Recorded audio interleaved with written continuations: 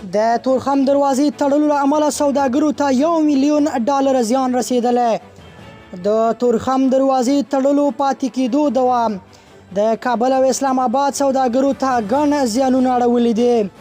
د افغانستان پاکستان د سوداګرۍ د ګډې خونې شمیرې ښیي چې په وروستیو 5 ورځو کې د تورخم لارې د تړل کېدو له امله د افغانستان او پاکستان سوداګرو ته $1 میلیون زیان رسیدلی دی.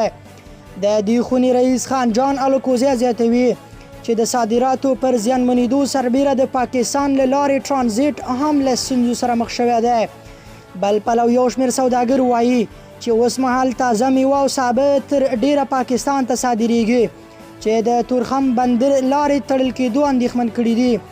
بل پلو د صنعت او سوداګرۍ وزارت ډاډ ورکوي چې اوس مهال د تورخم د لارې د پرانیستلو لپاره له پاکستاني چارواکو سره خبرې روانې دي. تر دې وړاندې صنعت او سوداګرۍ وزارت ویلي و چې د روان لمریز کال په لومړیو 5 میاشتو کې له پاکستان سره د $842 میلیون په ارزښت راکړه ورکړه شوې چې تر ټولو ډیره راکړه ورکړه د تورخم بندر له لارې شوې ده.